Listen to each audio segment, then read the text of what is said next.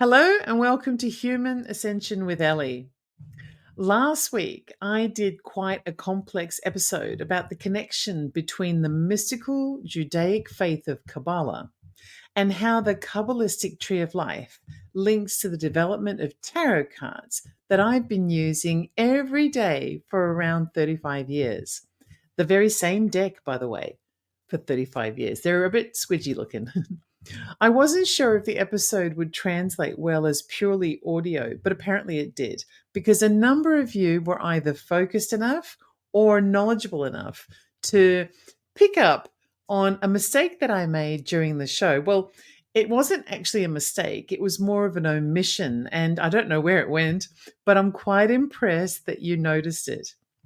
I had gone into quite a lot of detail about there being 22 different pathways in the tree of life, that Kabbalistic tree of life that corresponds to the 22 major arcana cards in the Rider-Waite tarot deck. But when I was doing my description, I only ended up talking about 21 of those pathways. Somehow, and honestly, I don't know how, I either skipped or edited out or something the pathway relating to the judgment card in tarot. But you know what? That's okay. I got a few reminders from you guys who I guess also happen to be tarot card users. So thank you for that. And I do apologize. It's nice, however, to know that you're actually listening. And so I'm really grateful for the feedback. And it means that I'm not just waffling on to myself. Although I have to say, I never really waffle on to myself because even if there's no other person listening, my beautiful dog Lolo is always nearby. And I swear she must be learning a lot about tarot these days and also about mysticism and wisdoms because she spends all day sitting in the corner of the room or underneath my desk, staring me as closely in the eye as she can with her ears alert and soaking up everything that I say.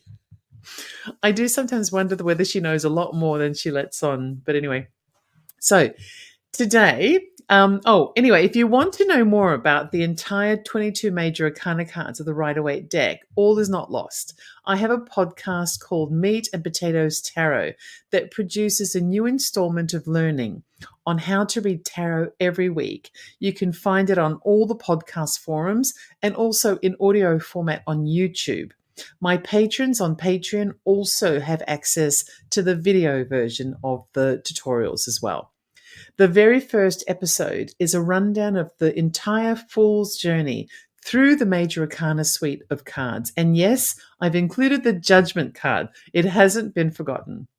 I'm going to add a link to the podcast in the description info for today's episode here at KGRA. So I think it might be nice to spend today taking a look at the 7 chakras of the body and how each chakra relates to our ability to develop to a higher level of consciousness. Yep. Which, as we know, is our path towards becoming a spiritually ascendant being. But first, let's get a better understanding of what the 7 chakras actually are, because not everybody knows or fully understands. The word chakra means disc or wheel in Sanskrit and refers to one of the energy centers in a person's body. There are considered to be 7 energy centers, or 7 major energy centers that are believed to be like spinning discs of energy that should optimally stay open and aligned in order for a person's overall well-being to be heightened. Each chakra corresponds to a particular bundle of nerves or major organs or other areas of our energetic body that affect our emotional and physical well-being. So the chakra system originated in ancient India, somewhere between 1500 and 500 BC. And I guess you could think of it as being our body's overall energy system. The energy that emanates from each chakra is used in a variety of ancient meditation, Reiki or yoga practices, and also other esoteric practices, and also in a traditional sense by followers of religions such as Hinduism or Buddhism, as well as others as well. Some people believe that there are as many as 114 different chakras in the body. That sounds very complicated. And viewpoints do differ depending on other belief systems. However, generally speaking, there are the 7 main chakras that run along a person's spine. They start from the base of a person's spine in the nether region area and are placed at various points between the base and the top of the head, in around the sort of right at the top there. Yep. So each chakra is like an energetic vortex that focuses on a particular theme in the life of a person. For optimum well-being, a person should aim to create a balance between all 7 chakras. It's said that doing so will create healing and provides overall enhanced health, as well as wellness and physical and mental alignment. As I mentioned, the concept of chakras first originated in ancient India. The first known reference can be found in sacred texts called the Vedas. The Vedas is a huge body of written text that's written in Sanskrit, which was the language of ancient India. The Vedas are known to be the very earliest religious writings that have formed the basis for Hinduism. Over time, chakra teachings have evolved and expanded through various spiritual and philosophical traditions, which is quite typical or typically seen in many of the religious teachings. Now, as usual, science doesn't actually recognize the chakra system because, of course they don't. Why would they? It wasn't discovered by anyone in a way that provides funding or professional street credibility, if there is such a thing, to be considered. Actually, I'm sounding a bit cynical when it comes to the science community, but almost every time I learn about something that is considered to be valid in the world of esoteric teachings, there's always a big asterisk next to it, which is really frustrating, relating to how science doesn't consider it to be quite so valid. It's sort of considered to be pseudo something. That word pseudo, which is a bit offensive, I think. And then there is something very similar nearby that science does consider to be valid, which unsurprisingly closely resembles the esoteric principle. But of course, science is never going to admit that. It's just that they're both the same thing, or that one thing is a rebranding of another. It's kind of almost funny in a way. And the same thing goes for the chakras. There is actually a scientific theory that closely resembles the chakras, and it's called Maslow's hierarchy of needs. It translates in a slightly different way, but I think as we go through and compare the chakras against Maslow's hierarchy of needs theory, which we're going to do today, we will be able to see that it's all a little bit of, tomato kind of business. So Maslow's hierarchy of needs is a motivational theory in psychology, right, that comprises a 5-tier model of human needs, often depicted as hierarchical needs within a pyramid structure. A little bit like the food chart or something, the government's food chart. The theory over time has expanded to include as many as 8 different tiers. It was first introduced by American psychologist Abraham Maslow in his 1943 paper called A Theory of Human Motivation.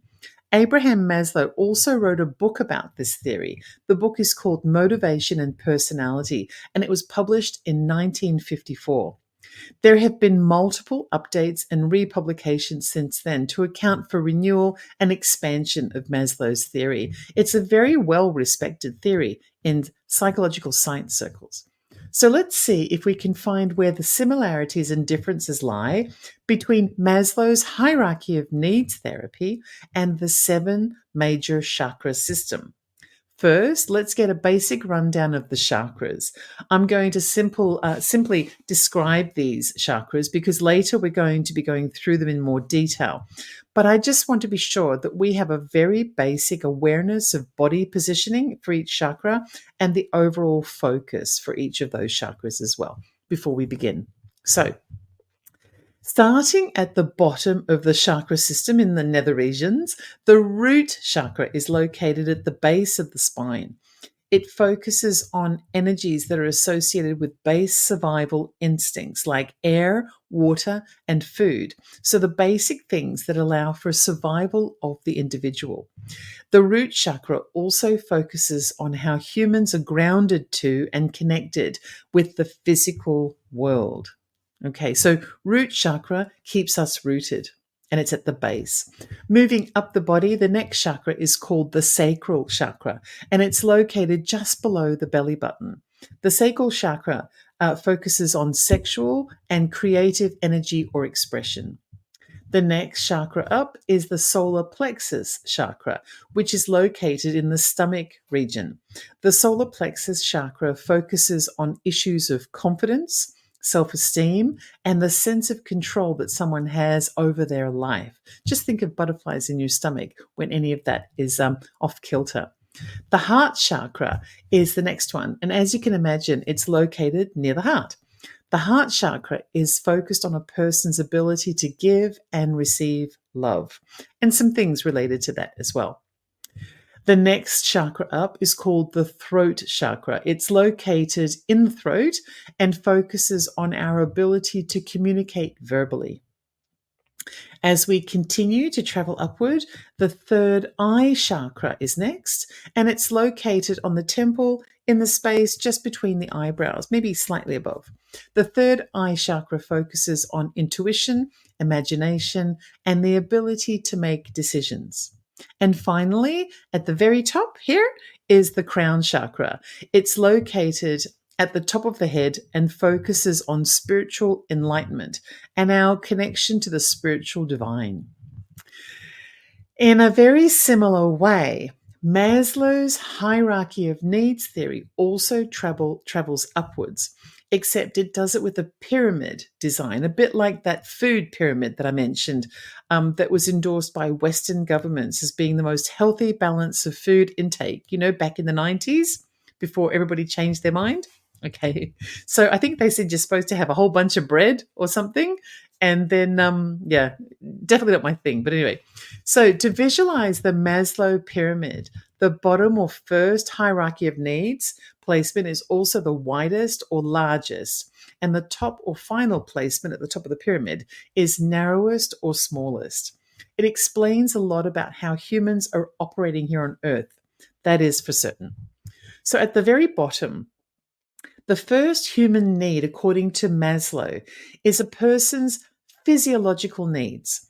It includes things like the air that we breathe, plus giving our body adequate hydration, sufficient food to survive, plus things like warmth and shelter from the elements.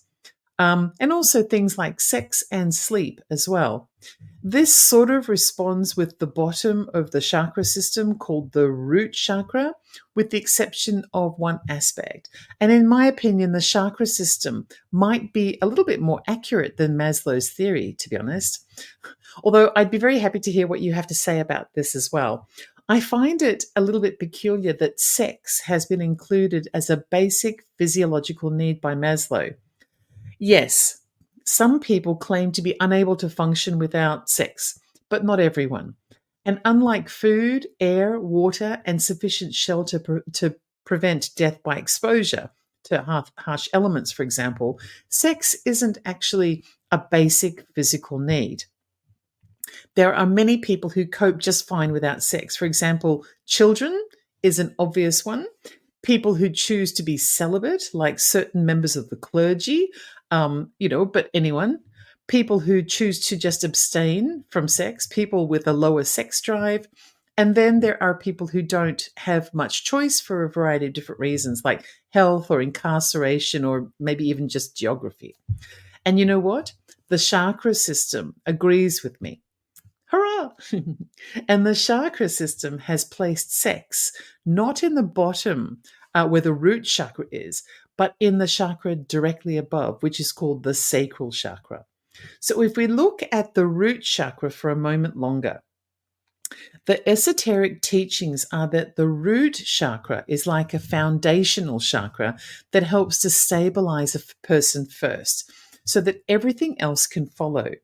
If you don't have your root chakra in balance, you might not be able to balance other chakras. And that sounds very much the same as Maslow's theory. According to Maslow, humans are compelled to satisfy physiological needs first in order to pursue high levels of intrinsic satisfaction.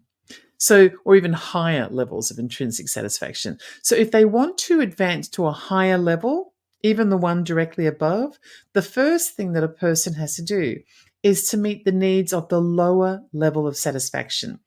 In that way, Maslow's hierarchy of needs theory and the chakra system is in kind of agreement, with just a few minor tweaks, mostly relating to that sex element. They both agree with the principle that if a person is struggling to meet their basic needs for survival, then they will struggle in every other aspect of their existence. Maslow takes it further and concludes that if a person can't meet their basic survival needs, then they are unwilling or unmotivated to seek higher needs, such as safety or a sense of belonging or self esteem and so on. So, just for a moment, I can't help but think about the occasional person that I've seen or met in my life who seem to always be in survival mode. For example, what about people who are currently trying to stay alive in a war zone, for example? But even more simply than that, but using the war zone as an example, if their situation becomes truly life-threatening, and of course it would be almost every day, do they begin to lose interest in things like creativity and sex and love and community, and in particular their belief in spiritual concepts like God or faith or creation? It suddenly gets a bit scary thinking about it, doesn't it? And it also begins to explain the counterproductiveness of keeping some people of the world in a state of constant fight for survival. It's almost like we are pushing some of the world's population into a regression of some kind, like the very first humans, who only ever cared about killing for food or killing each other for food. And that's basically it. Anyway, that's just Ellie doing what Ellie does. I have a tendency to slip down the rabbit hole from time to time. So it might be time for me to kind of crawl my way out of that and shelve my thoughts for a moment so that we can just continue. But I just can't help but get deeper sometimes, because the meaning of life always seems to be in the shadows. It's always there when you look a little bit deeper than what's being presented to you face to face. So, anyway, the root chakra deals with everything related to physical survival of the individual. And it includes your senses of fight or flight. It deals with the sense of being connected to the physical reality of life. It also links to certain physical parts of your body, including legs, feet, bones, the large intestine, and your adrenal glands. See, the inclusion of the adrenal glands provides the adrenaline to make that split fight or flight decision, which is a base instinct of any living creature, including humans. A healthy root chakra allows a person to feel safe and secure and provides them with a strong sense of connection to the earth and to the physical reality. Someone who has a healthy root chakra is likely to feel confident in their ability to provide the basic needs that sustain life. If the root chakra isn't operating well, we refer to it as being blocked. And the sign of a blocked root chakra might include feelings of fear, paranoia, procrastination, and defensiveness. The body parts associated with the root chakra may experience physical symptoms like lower back pain, constipation, or hip and leg and foot troubles. But there may also be emotional symptoms like anxiety or fear or lack of basic trust towards another human being or other human beings. Mental symptoms may include difficulty focusing, and spiritual symptoms may include the lack of any sense of purpose or feeling disconnected or like you don't belong on earth. Yeah, so I can think of people I've directly encountered in my life who demonstrated all of these symptoms. Have you? Have you felt that way or have you experienced that in another person? It must be very difficult to live with an ongoing sense of not being grounded. And if the solution is to open up your root chakra, then I'm all for it. Earlier, I mentioned practices such as meditation, yoga, and Reiki. Well, these are all methods that can help to open the root chakra, or any of the chakras actually. And those who practice these methods often claim that doing so helps to relieve the symptoms of a blocked root chakra. Just on those practices, by the way, I used to do yoga when I was younger. At the time, I never considered yoga to be a practice that could heal my body from by, unblocking my chakras, because I don't think I actually knew what my chakras were. It is very likely that at around that time I had no idea, because I don't even remember at all whether I knew what a chakra was or not. I was surprisingly meat and potatoes when I was young. I'm still a little bit meat and potatoes, just a bit older. And so I haven't changed a tremendous amount, but I do remember how wonderful I felt in mind, body, and spirit when I regularly practiced yoga, particularly on the days that I practiced it every day. So perhaps that's what I was feeling. Maybe I was feeling the effects of an unblocked root chakra or some other unblocked chakra. I do wonder. After having had a knee replacement and a hip replacement, which has happened in the past 2 years, I think my days of yoga are over. Perhaps Pilates, but I'll figure something out. Anyway, I'm not planning to give up. So Maslow's hierarchy of needs theory was a bit of a blend of the root chakra and the next one up, which is the sacral chakra. So let's get into the sacral chakra a little so that we can see how it works. The sacral chakra is located between the base of your spine and your navel. It focuses on the energies associated with your lower abdomen, your kidneys, your bladder, your circulatory system, and the reproductive systems of your body. The areas of your life that will be affected by the health of your sacral chakra include desire, pleasure, sexuality, and making babies, which, as we know, is sometimes very different to sexuality, and your sense of creativity. Such a sweeping list of things that I think are very different from the aspect of a person's life energized by the root chakra.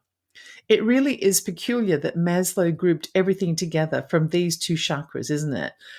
It seems as though the difference between the root and the sacral chakra is quite obvious. And it's a bit like the difference between the need to stay alive and the reasons to stay alive, which are very different things. So the root chakra helps to keep you in the physical world, but the sacral chakra makes being here in the physical world an experience that offers a bit of spark or flavor to your life. Okay. So the sacral chakra, when it's in a well-balanced state, allows us to express our creativity, our sexuality, and it aids us in achieving emotional balance. We are likely to enjoy healthy sexual relationships and may experience a sense of emotional fulfillment. But if emotional fulfillment, okay, but if the sacral chakra is blocked, then the sorts of signs that might be present include emotional problems, compulsive or obsessive behaviors, having a guilt complex of some kind, or a lack of inspiration. There may be fear of expressing the real you and feeling disconnected to intuition or creative expression. There may also be physical symptoms like lower back pain, urinary tract infection, or reproductive health issues. So far, we can see that there is indeed similarity between Maslow's first rung on the hierarchy of needs pyramid, which relates to a person's physiological needs, and the two first or two lowest chakras being the root chakra and the sacral chakra of Hinduism and esoteric teachings. Even though the chakra system divides Maslow's theory into two different chakras, there is agreement that things like solid foundation and that spark of life are both fundamental ingredients of a person's overall well-being. So they're still positioned right there near the base of a human's existence. Let's move upward. And the next rung up on Maslow's pyramid relates to a person's safety needs, which Maslow's theory states is the second most important need to fulfill. Safety needs relate to feeling secure and safe against the general threat or physical or emotional harm. It might include things like living in a safe neighborhood or having medical insurance or job security, or maybe even just a little bit of money in the bank, a nest egg or something like that, just in case there's a rainy day or an emergency of some kind. So, okay, hang on for a minute. Maslow's hierarchy of needs, which is well respected and currently very valid in the scientific community of psychology, states that the second most important thing for humans after staying alive is to feel safe and secure.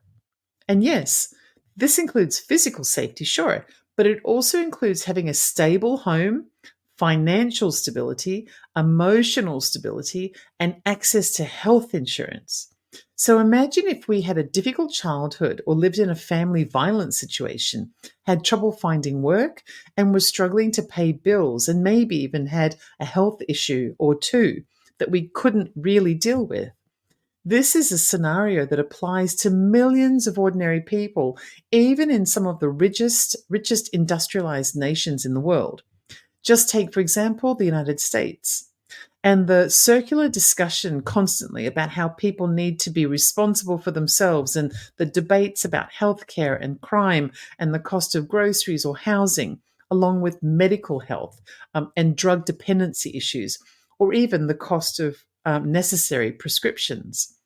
This brings the entire concept of esoteric wisdoms like the body's chakra system, along with the science like Maslow's hierarchy of needs, directly to the doorstep of US policymaking. How can a country thrive when its population may or may not have access to the second most important requirement for living a decent life? Just think about that. You see, that's the reason why I love doing this show. You didn't expect today's discussion to suddenly highlight a very obvious but consistently overlooked fact of everyday society, did you? No wonder so many people in America are really pissed off right now. But it's not just America. Countries all over the world are neglecting to act in important ways that are easily identified with even a simple discussion by an ordinary person like me. Think about it. Science says that people need to feel safe. It's the second most important thing for humanity. Immediately, you've now got a clue as to who to vote for in November in the United States, whether it's at the local or the state level or all the way up to the White House. All you have to do is think, who out of the list of candidates has a policy agenda that will help to put food on the table, get and keep a job, protect my health, help me to pay for prescriptions or recover from a dependency of some kind, or to feel safe taking a simple walk in my local neighborhood. The crossover of how things relate to each other in life is often a surprise to me, but it's true. Everything boils down to simple things, and humans seem to have so much trouble remembering that. We spend so much time fussing over and fighting over all the minutiae, all the little details that just don't matter, when it's compared to the simpler things that we probably all agree with. We just don't know that we agree because we're too busy fighting as usual. Oh, okay, so I've sidetracked again, It's kind of my specialty. So let's get back on track. Maslow's theory on the need for safety corresponds to the next chakra as we move up the body. And the next chakra is the solar plexus chakra. It's located just slightly higher than the navel, in around the solar plexus area of the body. The solar plexus chakra focuses on a person's sense of personal power and their self-esteem and their confidence. It's also related to whether you feel that you're able to achieve things in life, your ambition, and also your overall sensitivity. Things like laughter, joy, and anger sit within this chakra. It sounds similar to whether or not you have a sense of personal security, doesn't it? It just uses different kinds of words to say the same thing as Maslow's theory. So, the solar plexus chakra governs the digestive system, the muscles of the body, and the pancreas. It has a big influence over a person's emotional life because it's the difference between feeling secure as a person or not feeling secure as a person. When the solar plexus chakra is blocked, you may feel anger or outrage. You might have a sense of powerlessness and victimization. You may blame other people for things, or you might get easily frustrated. You may also feel as though your life lacks direction, like you're at the mercy of any unpredictable thing that might happen at any moment in life. People who experience this may develop physical symptoms like stomach ulcer or weight gain or digestive disorders, or emotional symptoms like low self esteem, lack of confidence or indecisiveness, and a fear of failure. There might be a lack of ambition or a lack of motivation and a powerlessness. These are all common symptoms of the solar plexus chakra being blocked. So there you go. We have another match between the chakras and Maslow's positioning on the pyramid of hierarchical needs. Let's go up another level, shall we? The next level in the pyramid of importance in Maslow's theory is that of love and sense of belonging. This third level of human need is social and involves a sense that you belong to a wider human collective. It's about interpersonal relationships and acceptance by others. It might relate to love and intimacy, but also family, work relationships, neighbors, friends, and just the ability to coexist and relate to other people. The fourth chakra is a perfect match to Maslow's third level of hierarchy of needs. It's called the heart chakra, and it's located in around the heart area of your chest.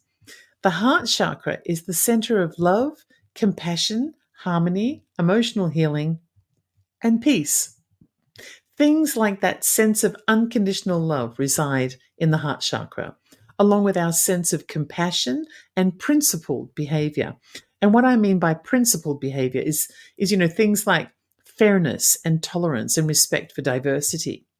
So you see, a person who doesn't feel grounded in their physical life, or maybe on the brink of death due to war or other severe circumstances, and who hasn't got that sense of personal empowerment and security, is very likely to also begin to lack, or maybe already lack, compassion or the ability to be fair or tolerant and respectful of others. It explains a lot about some of the horrible people that we see out there. The ones that say, I don't care about anyone else, I'm only worried about myself. Suddenly they're kind of exposed. The secret to their awful, horrible behavior could very well be fear. Their lack of stability and security. They might feel at risk, and so they find it very hard to care about anybody else. As soon as we realize that this is what is really going on with another person, it becomes far easier for us to develop our own sense of compassion towards that person. So just to tie this chakra up, when the heart chakra is well balanced, it becomes possible to experience deep connections with other people or to feel empathy and love towards others, even self-love as well. But when the chakra is blocked, it affects the lungs, the heart, the body's immune system. It can also manifest as heart palpitations, breathing difficulties, chest pain, and high blood pressure. Being overly suspicious of others, lacking faith or spirituality, and feeling disconnected to the divine or the universe around us is also signs of a blocked heart chakra. I wonder if I'm the only super geek around here who finds the connection between science esotericism, spirituality, and even politics or policy fascinating, because I do. It is. It's just so amazing how everything is very much connected to everything else, don't you think?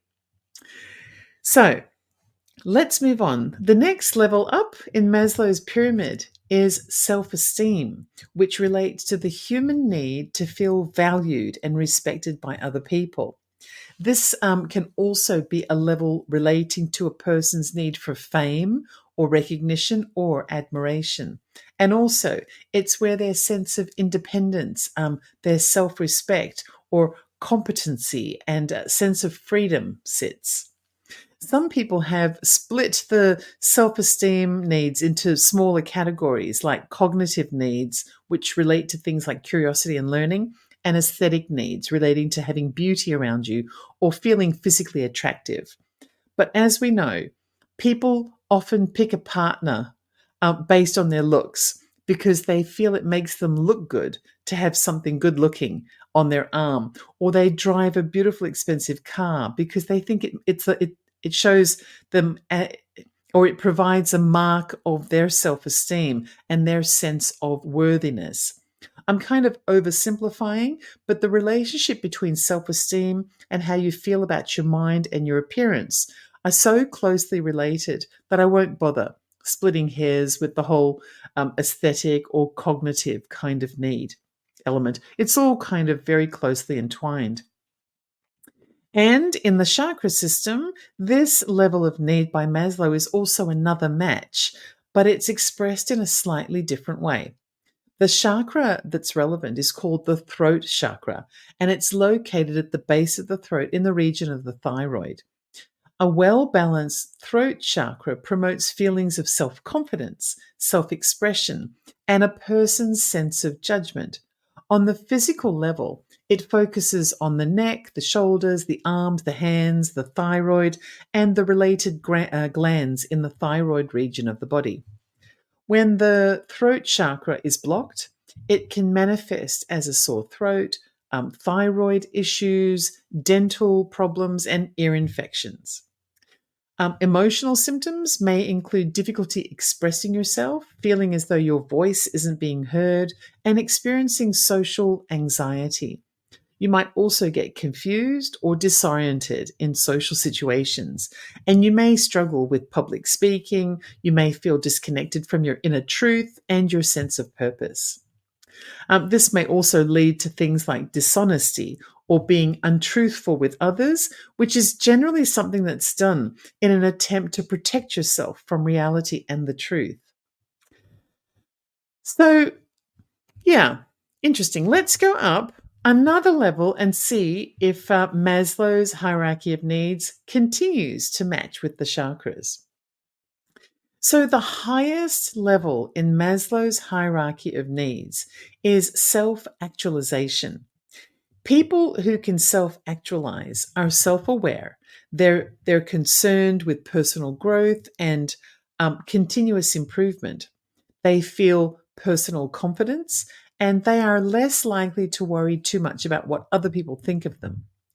They have a strong sense of motivation as well and a real interest in lots of different things, including the interest to be able to fulfill their own potential and to sort of strive for more.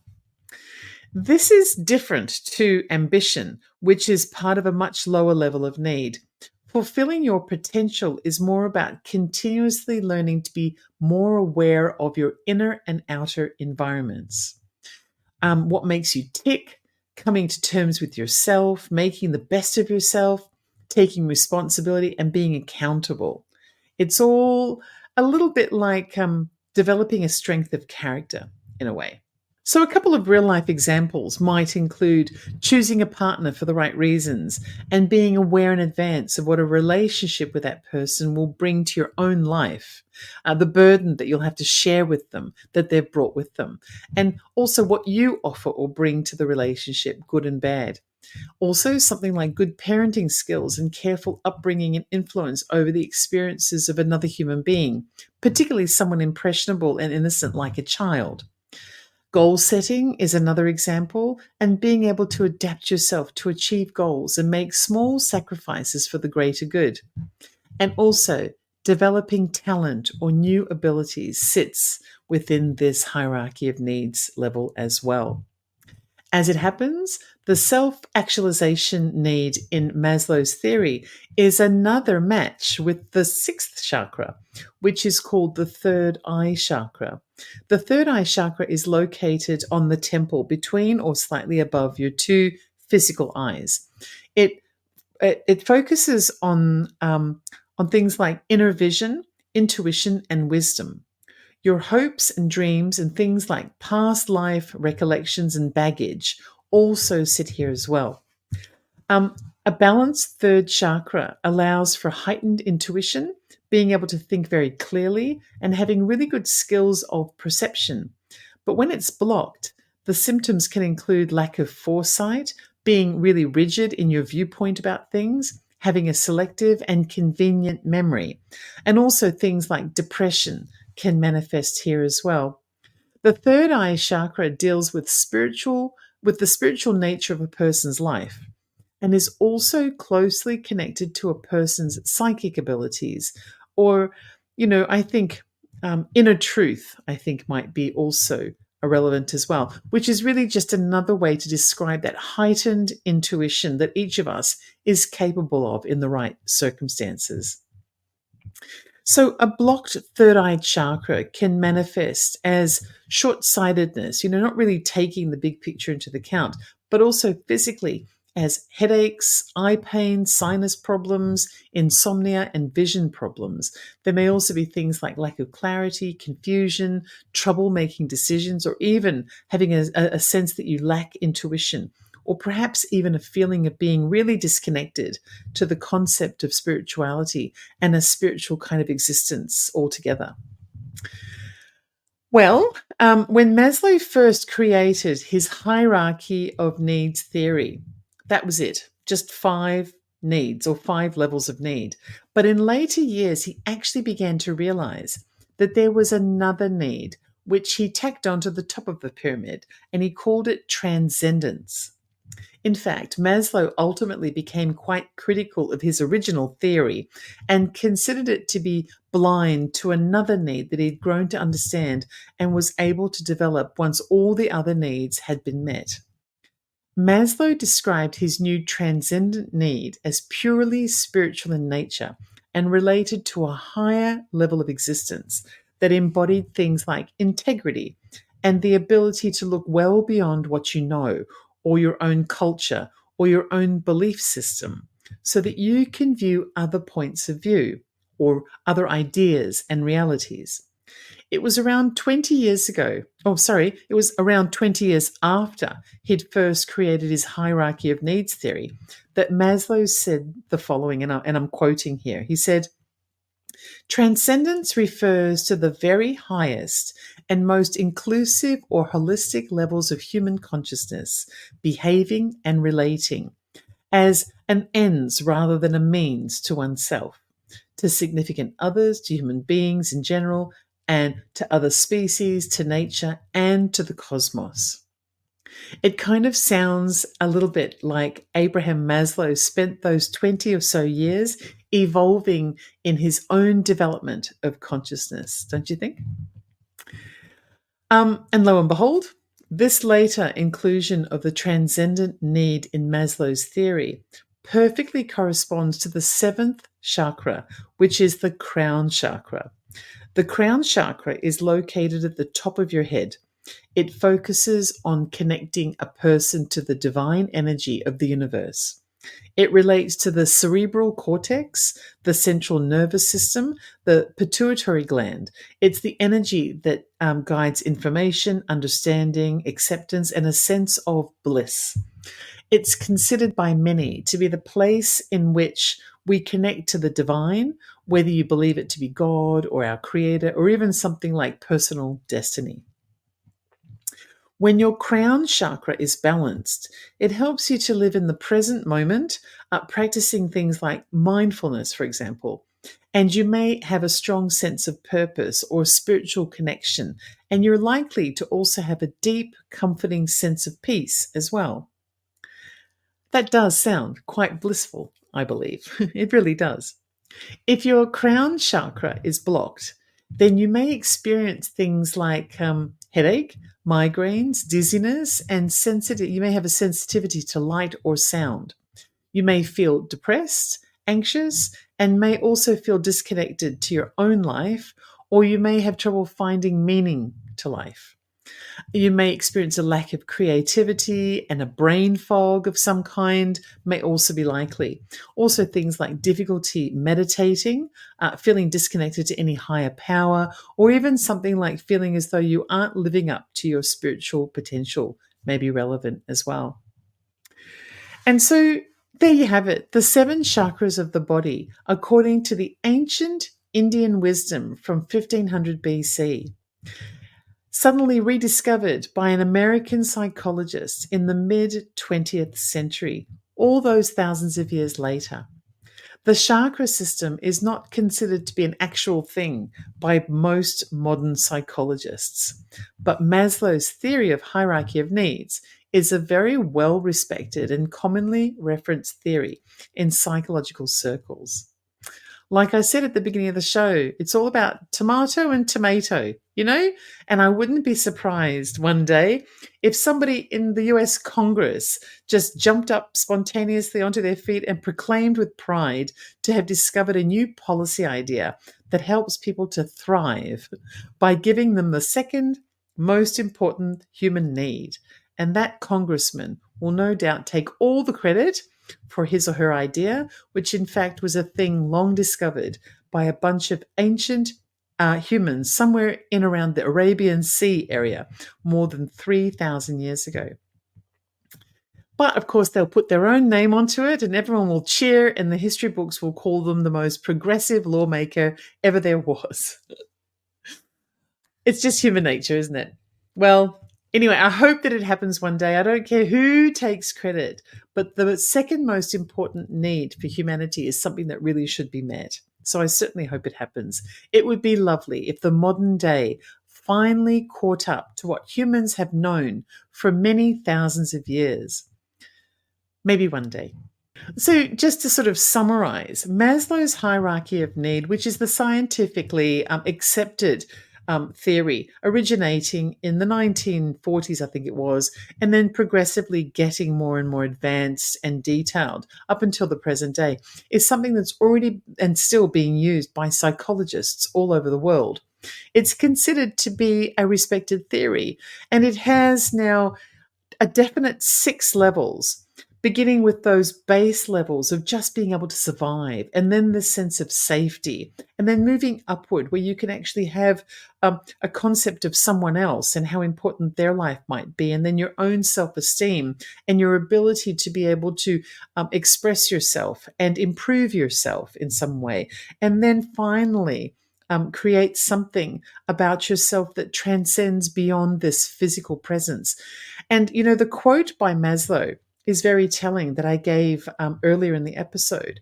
He wasn't talking about just humanity. He was talking about there being an understanding of what sits beyond not just the individual, but also the entire species. He included the earth and other animals and what could be happening in the cosmos and everything that exists in this reality, and being mindful of and conscious of how we interplay and how everything is related and everything is dependent upon us recognizing how it's all important and interrelated.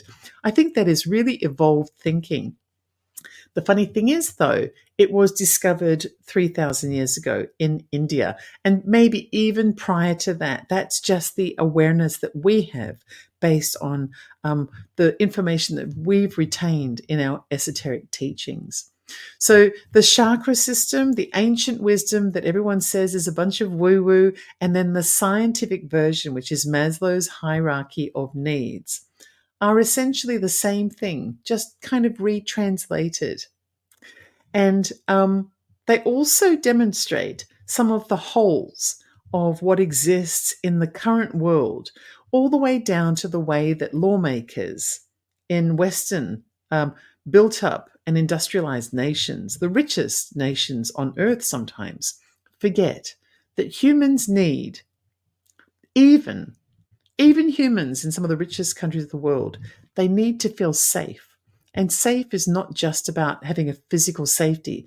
It's also about having this sense of feeling as though it's not going to just fall apart at any moment. And for many people in society, in modern society, they're only $500 away from being homeless. Imagine that. But the ancient Indians already knew, and that's the reason why I wanted to bring it onto this show. Thank goodness there was once a primitive world.